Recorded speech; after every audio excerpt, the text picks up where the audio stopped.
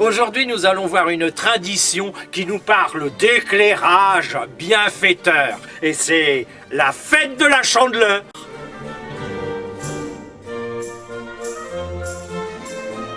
De nos jours, vous pratiquez cette tradition qui consiste à célébrer le jour de la présentation de Jésus, Fils de Dieu, au temple. Par exemple, moi, on ne m'a jamais présenté au temple. Si ça avait été le cas, peut-être qu'aujourd'hui, on fêterait la Jandeleur et non pas la Chandeleur.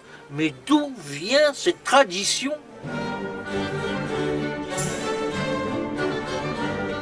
Cette tradition nous vient de l'Antiquité. Au début du mois de février, les Celtes fêtaient la déesse Brigitte, maîtresse du feu et du soleil. Les paysans effectuaient une descente au flambeau dans les champs afin de prier la déesse qu'elle purifie la terre à la sortie de l'hiver. Les Romains, adorateurs du dieu Pan, dieu des bergers et des troupeaux veillant à la fécondité, eux, parcouraient les rues de Rome en portant des flambeaux. En 472, l'Église s'approprie cette fête païenne pour la faire correspondre avec le 2 février, jour de la présentation de l'enfant Jésus au temple, 40 jours après Noël, ainsi que la purification de sa mère.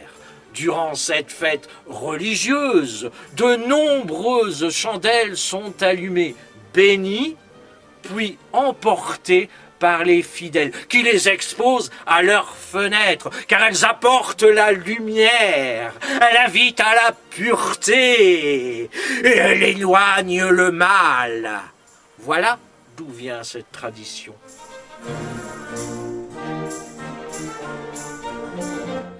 Pour faire toute la lumière sur la fête de la Chandeleur, c'est la fête des chandelles, c'est clair, et elle existe depuis des lustres.